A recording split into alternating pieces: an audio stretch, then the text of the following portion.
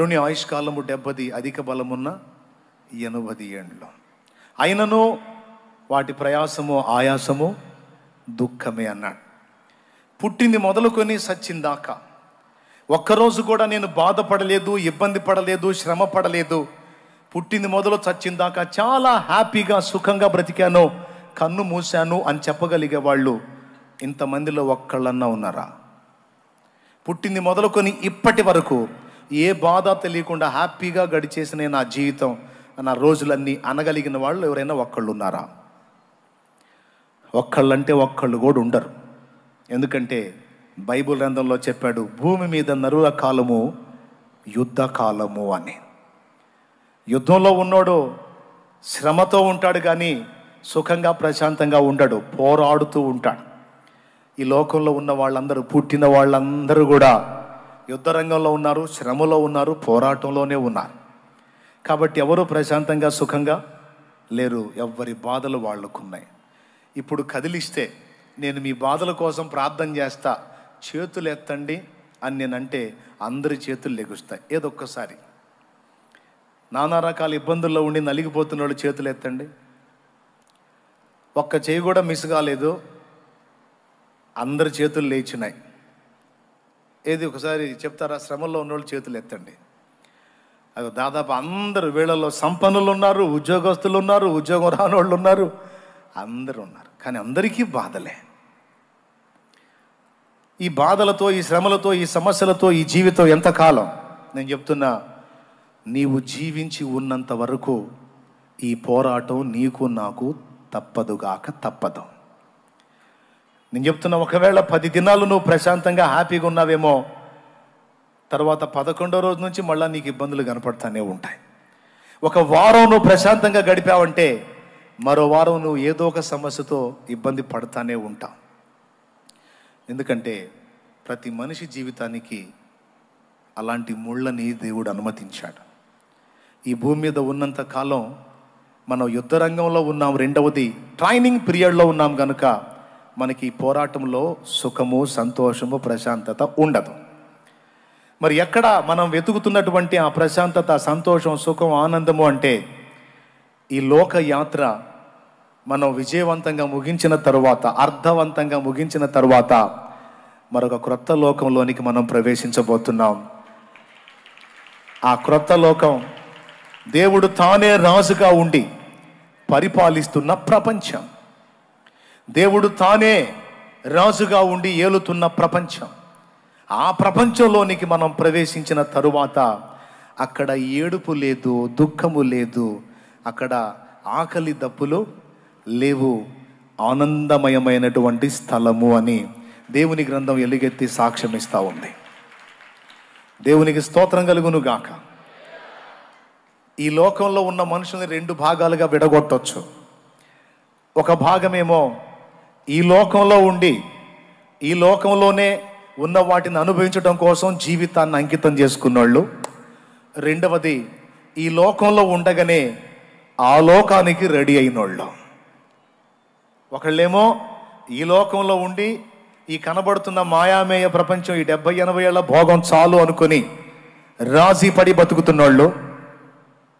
కొంతమంది ఏమో కాదు కాదు, ఈ లోకం కాదు, ఈ యాత్ర ముగించిన తరువాత దైవరాజ్యం వస్తుంది, ఆ రాజ్యంలో నేను యుగయుగాల ఆనందంలో ఉండాలని ఇక్కడ ఉండగానే, ఇక్కడ జీవించి ఉండగానే అక్కడికి సిద్ధపడుతున్నాళ్ళు.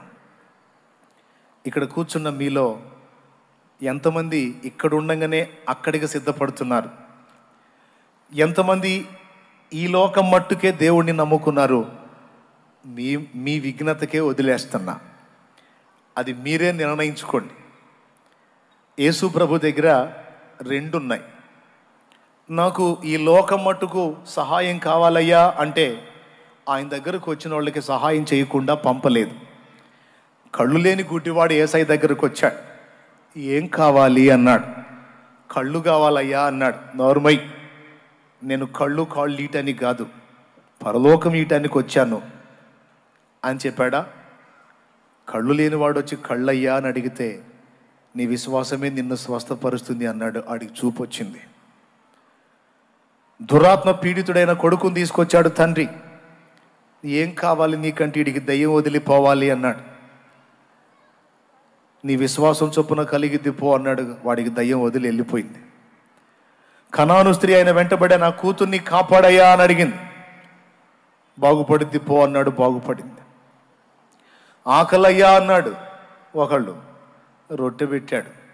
దాహమయ్యా అన్నాడు ఇంకొకడు, నీరిచ్చాడు, ద్రాక్షరసం ఇచ్చాడు. యేసు ప్రభు దగ్గరికి వచ్చిన వాళ్ళకి 2 రకముల సహాయపడగల సమర్థుడు ఆయన.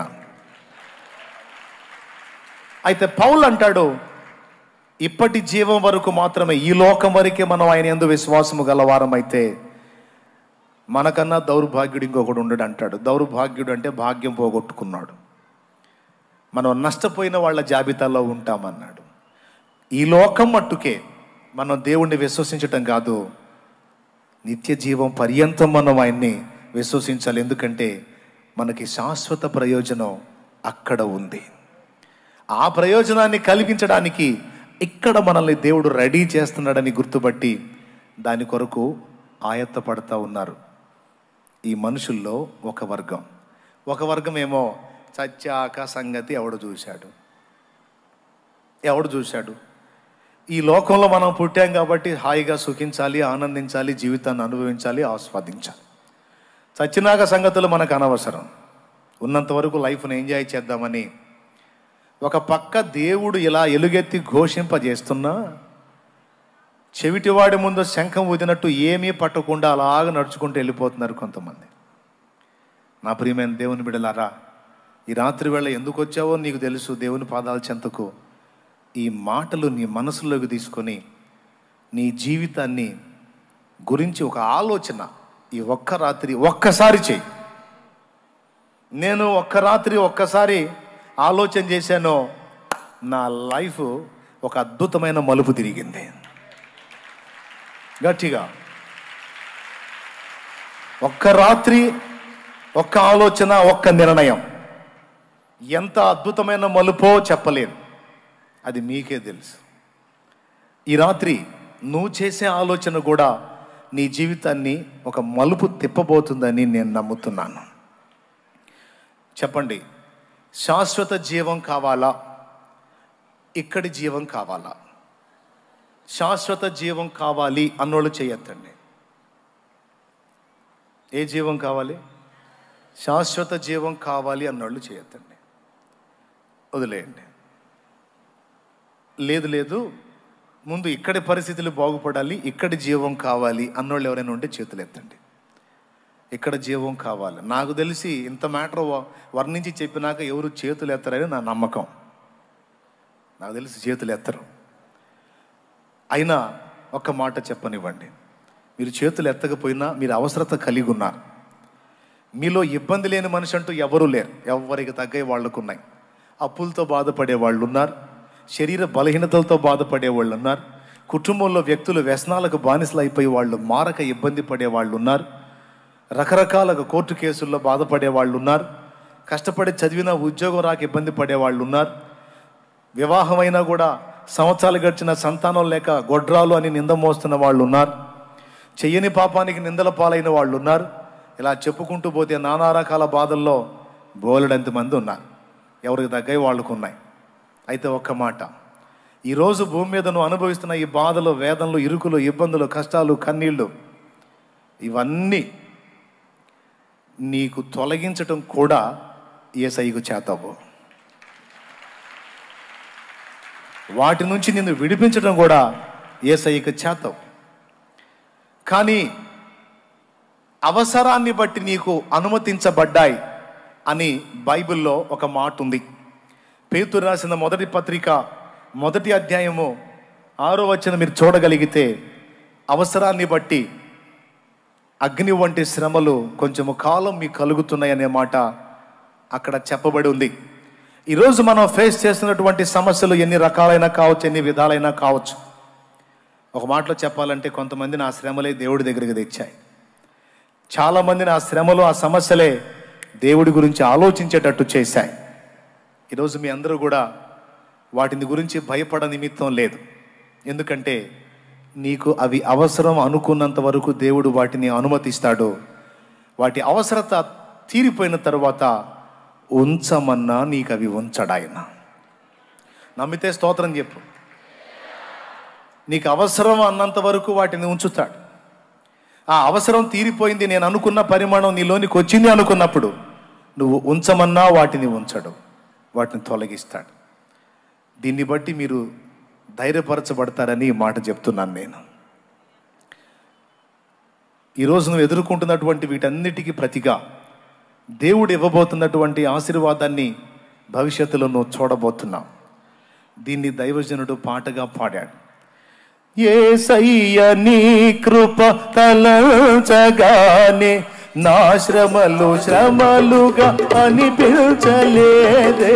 యేసయ్య నీ కృప తలంచగానే నా శ్రమలు శ్రమలుగా అనిపించలేదే. నీవు నాకిచ్చే మహిమ ఎదుట ఇవి ఎన్నదగినవి కావే. నీవు నాకిచ్చే మహిమ ఎదుట ఇవి ఎన్నదగినవి కావే. సుగుణాల సంపన్నుడా స్తుతిగానాల పారసుడా జీవింతును నిత్యము నీ నీడలో ఆస్వాదింతును నీ మాటల మకరందము. జీవింతును నిత్యము నీ నీడలో ఆస్వాదింతును నీ మాటల మకరందము. దేవునికి మహిమ.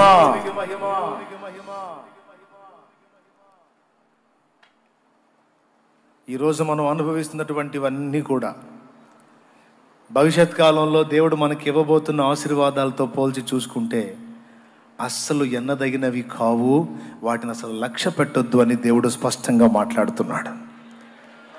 నీ మైండ్ ఈ భూ సంబంధమైన వాటి మీద నుండి నా వైపుకు మళ్ళించు,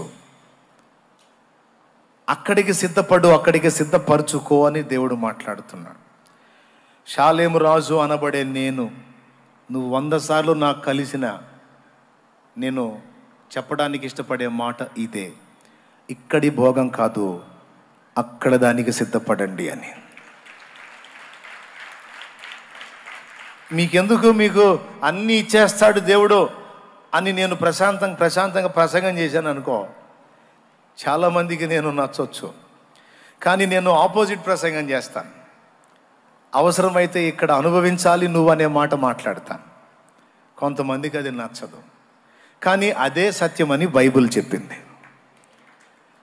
ఎంతవరకు అవసరమో అంతవరకు మనం తప్పనిసరిగా వాటిని అనుభవించాలి. అసలు మనం వచ్చిందే అందుకు. ఓకే, ఆ తర్వాత మనం ఎక్కడికి చేరబోతున్నాం? ఆ మహిమలోకి చేరబోతున్నాం. అక్కడికి మనల్ని చేర్చడానికి దేవుడు తన ప్రాణం నిలువెల్లా మన కోసం రక్తము కార్చిన అనుభవం మనందరికీ తెలిసిన సంగతే. ఇక్కడిది ఇవ్వడానికి కాదు, ఇంతకంటే శ్రేష్టమైన నిత్యత్వం ఇవ్వడానికి. మనకు నిత్య నాశనాన్ని తీసుకొచ్చిన నరకం నుండి, పాపం నుండి మనల్ని కాపాడటానికి ఆయన నిలువెల్లా గాయాలమయమై రక్తసిక్తమై ప్రాణత్యాగం చేసి అసూలు బాశాడు. మనందరి కొరకు తన ప్రాణమును క్రయధనంగా చెల్లించి విమోచన మార్గాన్ని మనకు చూపించాడు. దేవా నువ్వెవరివి అని అడిగినటువంటి ఋషులకు తానెవరో బయలుపరిచాడు. మేమెందుకు ఇంత పాపం చేస్తున్నాం, మా పితరులు ఎందుకు ఇలాగయ్యారు, మేమెందుకు ఇలా అయ్యామన్న ప్రశ్నకి ఆయన సమాధానం చెప్పాడు. అది గ్రంథస్థం చేశారు. మా పాపాల్లోంచి మేము బయటపడే మార్గం ఏది? మేము మోక్షానికి చేరి నీవున్న ఆ ప్రాంతంలో ఎప్పుడు మేముండి నీలో ఆనందించే భాగ్యం మాకెట్లా అని అడిగినప్పుడు అందుకోసం ఆయన ఏం చెయ్యబోతున్నాడో ఆ విషయాన్ని కూడా వాళ్లకు స్పష్టపరిచాడు. అది కూడా గ్రంథస్థం చేయటం జరిగింది. అందరి పాపముల కొరకు నేనే భూమి మీదకి వచ్చి మనుష్యునిగా వచ్చి మనుషుల పాపముల కొరకు ప్రాయశ్చిత్తంగా నా ప్రాణాన్నే పెట్టి తిరిగి లెగుస్తాను. నా యందు విశ్వసించిన వారందరినీ నిత్య జీవానికి వారసులుగా చేస్తాను అనేటువంటి సత్యం బైబిల్లోనే కాదు, వేద సాహిత్యంలో కూడా మనకు స్పష్టమవుతుంది. రెఫరెన్సెస్తో సహా గతంలో నేను మీకు చూపించాను. ప్రియులారా, ఈ సంగతులన్నిటిని బట్టి మనం గ్రహించాల్సింది ఏంటంటే, క్షయమైన దాని కొరకు మనం ఆరాటపడటం కాదు, అక్షయమైన దాని కొరకు మనం ఆరాటపడాలి. నీ కళ్ళ ముందు రకరకాల భ్రమలు కల్పించి నిన్ను మోసం చేసి సాతాను దేవుని వైపు నీ దృష్టి తిరగకుండా ఆకర్షించటమే వాడి నిరంతరాయంగా చేసే పని. దాన్ని గుర్తించి మనం వీటిని దులిపేసుకొని దేవుని వైపు తిరగాలి. దీని అవసరత మీరు గ్రహిస్తారనే ఇంతసేపు ఈ మ్యాటర్ అంతా నేను మీకు చెప్పాను. 40 సంవత్సరాల ప్రాయం, బాగా వినండి, ఇక అసలు పాయింట్కి వస్తున్నాను. 40 సంవత్సరాల ప్రాయంలో తన ప్రజల్ని విడిపించడానికి దేవుడు తనను ఏర్పరచుకున్నాడన్న సత్యం మోషేకి అర్థమైంది. ఈ కీర్తన రాసినటువంటి వ్యక్తి పేరు మోషే అని నేను చెప్పాను. నరుని ఆయుష్కాలం 70 ఏండ్లు, అధిక బలమున్న 80 ఏండ్లు అన్నాడు కదా. ఆ మాట అన్నవాని జీవితం 40 సంవత్సరాలు ఐగుప్తు రాజు యొక్క కుమార్తె కొడుకుగా, ఐగుప్తు రాజు మనవడుగా పెరిగాడు. ఆ దేశం అప్పట్లో ప్రఖ్యాతిగాంచిన దేశం. ఇప్పట్లో అమెరికా ఎలాగైతే ఉందో అప్పట్లో ఈజిప్టు అంత ప్రఖ్యాతిగాంచిన దేశంగా ఉంది. చాలా గుర్తింపబడిన దేశం, సంపదలు కలిగిన దేశం.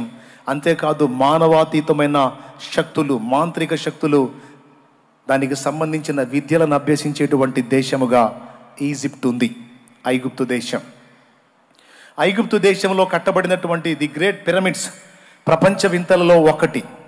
ఈరోజు వరకు అవి ఎలా నిర్మించారో ఇప్పటికీ అర్థం కాక ప్రపంచ వింతల్లో అదొక వింత అని పెట్టేశారు. అంత నాలెడ్జ్, అంత జ్ఞానం, అంత టెక్నాలజీ కలిగినటువంటి దేశంలో రాజుకి మనవడుగా ఈ మోషే పెరిగాడు. దాదాపు 40 సంవత్సరాల ప్రాయం వచ్చింది. అక్కడ ఆ ప్రజలందరికీ కూడా బానిసలుగా కొంతమంది ప్రజలు ఉన్నారు. వాళ్ళు ఇశ్రాయేలు జనాంగం, దేవుని ప్రజలు. వాళ్ళందరూ తన ప్రజలేనన్న సంగతి మోషేకి దేవుడు బయలుపరిచాడు. అంతేకాదు రెండవ సంగతి కూడా మోషేకి దేవుడు బయలుపరిచాడు. అదేమిటంటే తన ద్వారానే వారందరినీ దేవుడు బయటికి తీసుకొని రావాలని సంకల్పించాడని. ఎవరికి అందింది ఈ సమాచారం? స్పష్టంగా మోషేకే అందింది. మోషేకి నాకు తెలిసి ఆయన కన్న తల్లే పెంచిన తల్లిగా కూడా వ్యవహరించింది. మోషే పుట్టినప్పుడు ఐగుప్తు రాజు చేసిన శాసనం మీకు తెలుసు. పిల్లలందరినీ 2 సంవత్సరాలలోపు పిల్లలందరినీ 2 సంవత్సరాలలోపేమో ఏసై పుట్టినప్పుడు, మోషే పుట్టినప్పుడేమో హెబ్రీల యొక్క మగ పిల్లలందరినీ నైల్ నదిలో పడేయాలని ఆజ్ఞ జారీ చేశాడు. అలా ఆజ్ఞ జారీ అయిన టైంలో మోషే పుట్టాడు. 3 నెలల నుంచి మరికొన్ని నెలలు వాళ్ళు ఆ పిల్లవాడిని దాచిపెట్టి ఇక ఆపలేక ఒక జమ్ము బుట్టలో ఆ బిడ్డను పెట్టి దానికి కీలు పూసి నైల్ నదిలో వదిలిపెట్టడం. ఆ జమ్ము బుట్టలో ఉన్న శిశువు రాజు కూతురు స్నానం చేసే ప్రదేశానికి ఆ బుట్టను దేవుడు నడిపించటం. ఆ బుట్టను ఆమె దగ్గరకు తీసుకొని అందులో ఉన్న మోషే బాలుణ్ణి చేతుల్లోకి తీసుకోవటం. తర్వాత ఆ బుట్టనే ఫాలో అవుతూ వచ్చినటువంటి మోషే అక్క మిరియాము అది చూసి ఆమె దగ్గరకు వెళ్ళి, ఈ బాలుణ్ణి నీవు తీసుకున్నావే, వీడికి పాలిచ్చి పెంచడానికి దాదిని తీసుకువస్తున్నా అని కన్న తల్లినే దాదిగా అక్కడికి చేర్చటం. ఇదంతా మీరు ఎరిగిన స్టోరీయే. ఇప్పుడు కన్న తల్లే పెంపుడు తల్లి అయింది. విచిత్ర స్టోరీ ఇది. కన్న తల్లే పెంపుడు తల్లిలాగా, రాణి ఏమో రాజుగారి కూతురు యువరాణేమో ఆయనకు తల్లిలాగా మోషే పెంచబడ్డాడు. ఆమె మోషేని తన తల్లికి ఇస్తూ ఇతన్ని నా కొరకు పెంచు అంటుంది. కానీ మోషే తల్లి మోషేని దేవుని కొరకు పెంచుతుంది. నేను అది గుర్తించాను. యోకేబెదు సామాన్యమైన స్త్రీ కాదు, జీవిత విలువలెరిగిన స్త్రీ, దేవుని స్పర్శనెరిగిన స్త్రీ. దేవుని కొరకు పెంచింది. నాకు తెలిసి మోషేకి తన తల్లి అయిన యోకేబెదు ద్వారానో ప్రత్యక్షత ద్వారానో ఒకటి అర్థమైంది. ఏంటంటే, నేను ఈ ఐగుప్తు దేశంలో ఇలాంటి జీవితానికి వచ్చింది నేను భోగాలని సుఖాలని అనుభవించడానికి, ఇక్కడ రాజుగా లేకపోతే ఇంకొకటిగా తొలతోగటానికి కాదు. నా ప్రజల్ని బంధకాల్లోంచి బయటికి తీసుకొని రావటానికి దేవుడు నన్ను పుట్టించాడని తన జన్మ కారణాన్ని గుర్తించిన వాడు మోషే. ఈరోజు ఇంతమంది ఉన్నారు, పుట్టి చాలా సంవత్సరాలు అయింది. మిమ్మల్ని సూటిగా ఓ ప్రశ్న అడుగుతున్నాను. అసలు నువ్వు ఎందుకు పుట్టావో ఒక్కసారన్నా దేవుణ్ణి అడిగావా? ఏమనుకోవద్దు, ఈ మాట మిమ్మల్ని అడుగుతున్నానని. ఒక్కసారన్నా దేవా అసలు నన్ను ఎందుకు పుట్టించావు, నా జన్మ వెనక నీకున్న ఉద్దేశం ఏంటి, నీ చిత్తం ఏంటని ఒక్కసారన్నా అడిగావా? ఎంతమంది అడిగారో నాకు తెలియదు, కానీ అడిగితే నిజంగా ధన్యులు మీరు. ఒకవేళ అడగకపోతే ఖచ్చితంగా నీ సృష్టికర్తను నువ్వు అడగవలసిన సమయం ఇది. నీ మనోనేత్రాలు వెలిగించబడాలి. ఒకవేళ నీకు 70 ఏళ్ళు వచ్చినా సరే మునిగిందేం లేదు, ఇప్పుడైనా నువ్వు అడగొచ్చు. ఎందుకంటే నువ్వు అనుకుంటావు ఇది చివరి ఘట్టం, ఇంకేం అడిగేదని. నో, నీకు చివరిది కావచ్చు, కానీ దేవునికి ఇంకా అవకాశం ఉంది నిన్ను వాడుకోవటానికి, నీ జన్మను సార్థకం చేయటానికి. మోషేకి తెలుసు తాను ఎందుకు పుట్టాడో. ఆ మాట మనకి హెబ్రీ పత్రిక 11లో చెప్పబడింది. ఐగుప్తు రాజు యొక్క కుమారుడు అనిపించుకొనుట కంటే క్రీస్తు విషయమైన నింద గొప్ప భాగ్యమని ఎంచుకొని అక్కడ భోగాలు అనుభవించి లోకాన్ని అనుభవించడం కంటే దేవుని చిత్తము నెరవేర్చడం కోసం, దేవుని ప్రజల్ని బంధ విముక్తుల్ని చేయటం కోసం, వారి కోసం సమస్తాన్ని త్యాగం చేయటానికి నేను సిద్ధపడాలి అని అడుగు ముందుకు వేసి తన జీవితం, తన జన్మ యొక్క కారణం ఎరిగినవాడు మోషే.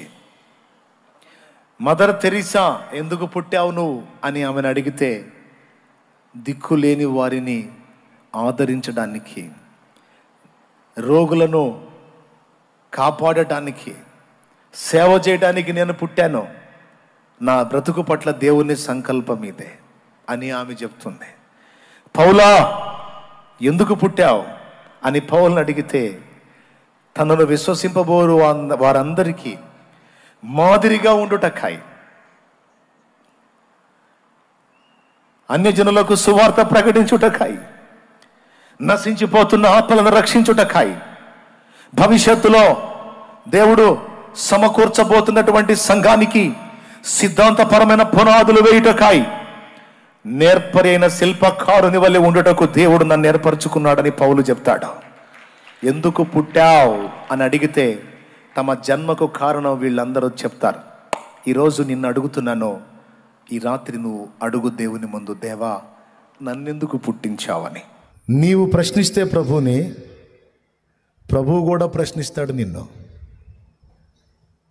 ప్రభువా వాడిని బాగు చేస్తావా, నీ చేతనైద్దా? నన్ను నమ్మటం నీకు చేతనైతే, నా శక్తిని విశ్వసించడం నీ చేతనైతే తప్పకుండా నీ బిడ్డకి నా శక్తి పనిచేసిద్ది, వాడు బతికిపోతాడు, బయటపడతాడు అన్నాడు, చేశాడు. ఈరోజు నువ్వు దేవుని ముందుకు వచ్చి నువ్వు ఎదుర్కొంటున్నటువంటి శారీరక, మానసిక, ఆత్మీయ సమస్యలను గురించి దేవుని అడుగుతున్నావు. దేవా ఇది సాధ్యమేనా? పాడైపోయిన నా కుటుంబం తిరిగి కట్టబడటం సాధ్యమేనా? పాడైపోయిన నా పిల్లల జీవితాలు తిరిగి బాగుపడటం సాధ్యమేనా? పాడైపోయినటువంటి నా ఆత్మీయ జీవితం తిరిగి బాగుపడటం సాధ్యమేనా? నేను కోల్పోయిన వాటిని తిరిగి స్వతంత్రించుకోవటం సాధ్యమేనా? నా ప్రభు మాట్లాడుతున్నాడు, విశ్వాసంలో ప్రజ్వలించటం నీకు చేతనైతే మొత్తం సాధ్యమే. విశ్వాసముతో నా సన్నిధిని గోజాడుట, ప్రార్థించుట, విశ్వాస బలం పొందుట నీకు చేతనైతే నాకు కూడా చేతావు. ఏదైనా తిరిగి నేను బాగు చేయగలను. మొత్తం కోల్పోయిన ఏబుకు తిరిగి 2 ఇచ్చాడని రాత్రి చెప్పాను నేను. మొత్తం కోల్పోయాడు, ఆస్తులు పోయినాయి, అంతస్తులు పోయినాయి, ఆరోగ్యం పోయింది, పిల్లలు పోయారు, మొత్తం కోల్పోయాడు, అన్నీ కోల్పోయాడు. కానీ నా దేవుడు తిరిగి నాకు మరలా నూతన స్థితి దయచేయగలడన్న విశ్వాసాన్ని మాత్రం పోనీలా. ఏవో కోల్పోయినా మొత్తం కోల్పోయాడు. కానీ అన్నిటినీ తిరిగి నా దేవుడు దయచేయగలడు. నా పరిస్థితి మారిద్ది, నా బిడ్డల పరిస్థితి మారిద్ది. టోటల్గా నేను ఎదుర్కొంటున్న వాటన్నిటి నుంచి విడుదల పొందగలను. ఎందుకంటే నా దేవుడు నాకు తోడై ఉన్నాడు, ఆయన చేస్తాడో అని విశ్వసించడం నీ చేతనైతే, ఆయన్ని గోజాడటం నీకు చేతనైతే, ఇక కొద్ది రోజుల్లోనే నా దేవుని కార్యాన్ని కళ్ళారా చూడకపోతే అప్పుడు అడుగు. ఒకటి కాదో కోకొల్లలుగా చూస్తావు నా దేవుని కార్యాలు. ఏ రేంజ్లో నమ్ముతావో, ఏ రేంజ్లో విశ్వసిస్తావో, ఆ రేంజ్లో నా దేవుని కార్యాలు చూడకపోతే అప్పుడు అడుగు. చచ్చిపోదామని ఆలోచన చేస్తున్న వాళ్ళు మీలో కొంతమంది ఉన్నారు, విరక్తి చెంది, అప్పుల బాధలు తట్టుకోలేక, కుటుంబంలో పరిస్థితులు తట్టుకోలేక, కొంతమంది పిల్లలు లేరని గొడ్రాంటి బతకలేక, అత్తమామలో భర్త ఈ దరిద్రపు చేసుకున్నాను, పిల్లలు లేరు ఈ గొడ్డుబోద్దానికి, దీన్ని వదిలి ఇంకొక దాన్ని చేసుకోవాలి నేను అనే మాటలు వింటా ఇంకా నేను ఎందుకు బతకాలని ఆలోచించే వాళ్ళు ఉన్నారు. కొన్ని భౌతికమైన సమస్యలను బట్టి ఆత్మీయ జీవితంలో పడతా లెగుస్తూ కొంతమంది కృంగిపోయి ఉన్నారు. మానసిక సమస్యల చేత కొంతమంది అల్లాడుతున్నారు. నేను చెప్తున్నా, ఆ సమస్యలు ఏవైనా ఎంతటివైనా వాటిని మార్చి ఆశీర్వాదకరమైన కార్యాలు నా ప్రభు చేయగలడని విశ్వసించిన వాళ్ళందరి జీవితాల్లో వారి విశ్వాసం మేరకు కార్యాలు తప్పనిసరిగా జరుగుతాయి. నా దేవుడు చేస్తాడు. ఎంతమంది నమ్ముతున్నారో చేతులు ఎత్తండి. నువ్వు చావాల్సిన అవసరం లేదు. నువ్వు చావాల్సిన అవసరం లేదండి. నీ కోసం పిచ్చిగా ప్రేమించి చచ్చిపోయిన వాడు ఉన్నాడండి, చచ్చి బతికినవాడు ఉన్నాడండి నీ కోసం. నువ్వెందుకు చావాలి పిచ్చిదానా? నువ్వెందుకు చావాలి పిచ్చోడా? నా దేవుడు లేడా? నా దేవుడు నీ పరిస్థితులు మార్చలేడా? కొంతమంది ఏడుస్తున్నారు. హాయిగా ఆనందంగా సాగిపోయే నా జీవితంలో నా కర్మలు తగులుకునే నాకు బంధకాలు తగులుకునే, దరిద్రం తగులుకుంది నాకు అని కొన్ని ఇబ్బందికరమైన పరిస్థితులను బట్టి కొంతమంది ఏడుస్తున్నారు. నేను చెప్తున్నాను, కృంగిపోవద్దు. విశ్వాసాన్ని చల్లారనీయొద్దు. విశ్వాసాన్ని మాత్రం కలిగి ఉండు. దాన్ని చల్లారనీయొద్దు. ఆ పరిస్థితులు మారుతాయి, త్వరలోనే మారుతాయి. త్వరలో ఇంకా కొద్ది దినముల్లో నువ్వు నా దేవుని కార్యాలు బలంగా చూడబోతున్నావు.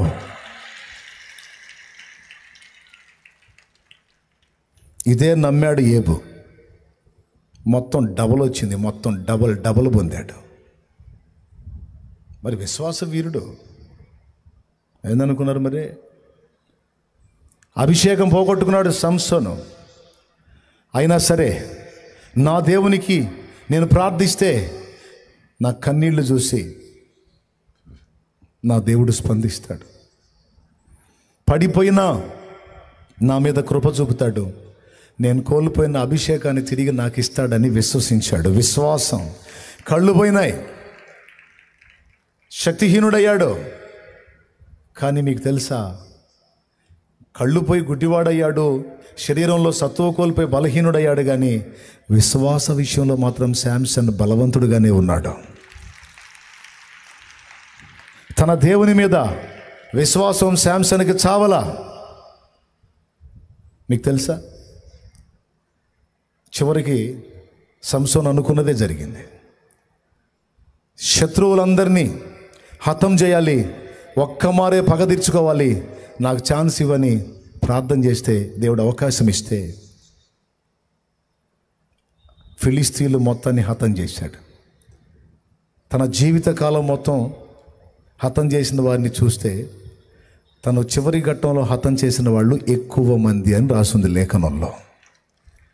నేను చెప్తున్నా, అన్ని శక్తులు నీలో కోల్పోయినా, వినా, అన్ని బలాలు కోల్పోయి బలహీనురాలివై నువ్వు నిలిచినా విశ్వాసాన్ని మాత్రం కోల్పోవద్దు. విశ్వాసాన్ని బట్టి ప్రభు వైపు చూడు. నువ్వు కోల్పోయిన అభిషేకం మళ్ళా నీ మీదకి వచ్చింది. నువ్వు కోల్పోయిన బలం నీ మీదకి వచ్చింది. నువ్వు గెలుస్తావు. నువ్వు జయిస్తావు. ఎంత జయిస్తావు తెలుసా? ఇన్ని సంవత్సరాలు నువ్వు పొందింది వేరు, ఇప్పుడు పొందబోయేది వేరు. ఇంకా డౌటా? అదొక్కటి కలిగి ఉండు నువ్వు చాలు. అందరూ పోయినా సరే, అందరూ వదిలేసినా సరే, విశ్వాసాన్ని మాత్రం వదలదు. దేవుడు అడుగుతున్నాడు, మారిపోయిన నా పరిస్థితులన్నీ తిరిగి బాగుపడే పరిస్థితి కనపడట్లా. బాగుపడతాయా అంటే బాగు చెయ్యగలను అని నువ్వు నమ్ముతున్నావా? నమ్ముతున్నా. అయితే మారిపోయింది పో. ప్రభువా నీ ప్రశ్న నా ఆత్మని నరకం నుంచి కాపాడగలవా? దేవుని జవాబు, బిడ్డా నమ్మి బాప్తిస్మం పొందగలవా? అది చెయ్యనులేయ్యా, అది చెయ్యను. అట్లయితే రక్షణ కష్టం. ఇంకా తాగాలంటున్నావుగా, డ్రమ్ములు తాగావు, తృప్తి తీరలా. ఇంకా తాగాలంటున్నావుగా, తాగిన కాడికి తాగు. లివరు పూర్తిగా స్మాష్ అయిన దాకా తాగు. తర్వాత ఎటుకుటి టికెట్ చించుతాను కదా, అప్పుడు వెళ్తూ కానీ పాతాళానికి. మారొద్దమ్మా, నువ్వు మారొద్దు. ఇంకా 2-3 డ్రమ్ములు తాగాల నువ్వు. తాగు. ప్రభువా నా ఆత్మని రక్షిస్తావా? నరకం నుంచి నన్ను కాపాడుతావా? ఆయన జవాబు, మరి నమ్మి బాప్తిస్మం పొందుతావా? మారు మనసు పొందుతావా? ఆ పాత రోత జీవితాన్ని విసర్జిస్తావా? ఈరోజే చేస్తానయ్యా పని, ఇప్పుడే చేస్తానయ్యా పని. నా బ్రతుకును బాగు చేస్తావా? నా ప్రభు సమాధానం, నమ్మి మారు మనసు పొంది బాప్తిస్మం పొంది నా బిడ్డ వై చూడు, అప్పుడు నేనేం చేస్తానో నీకు అర్థమైంది అని మాట్లాడుతున్నాడు. మరి ఈ రాత్రి అశేష జనవాహినితో నా ప్రభు మాట్లాడుతున్నాడు. నిన్ను రక్షించాలని నాకు ఆశగా ఉంది. శాపగ్రస్తమైన నీ జీవితాన్ని ఆశీర్వాదకరంగా మార్చాలని నాకు ఆశ ఉంది. ఇంతవరకు నీవు చేసిన పాపాలన్నీ నా రక్తంతో కడగాలని ఆశగా ఉంది. మనుషులు చా, దరిద్రుడు, తాగుబోతోడు, తిరుగుబోతోడు, వ్యభిచారపోడు, దొంగ, చెడిపోయినోడు అని నా బిడ్డవైన నిన్ను నలుగురు 4 మాటలు అంటుంటే నాకు బాధగా ఉంది. అలాంటిది ఇలాంటిది చెడిపోయింది, పాపిష్టిది, పనికి మాలిందని నిన్ను నిందిస్తుంటే నా కుమారి నాకు బాధగా ఉంది.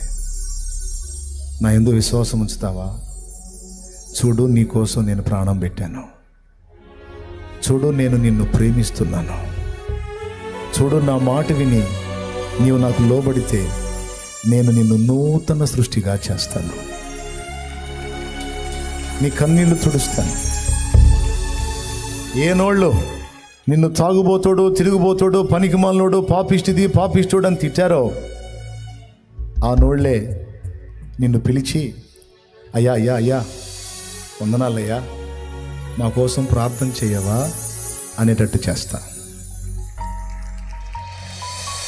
అయ్యా మా ఇంట్లో అడుగు పెట్టవా? అమ్మ మా కోసం ప్రార్థన చేయవా? అమ్మ ఒక్కసారి నీ కాలు మా ఇంట్లో పెట్టవా అనేటట్టు నేను చేస్తాను నా కుమారుడా, నా కుమారి అని నా ప్రభు పిలుస్తుంది.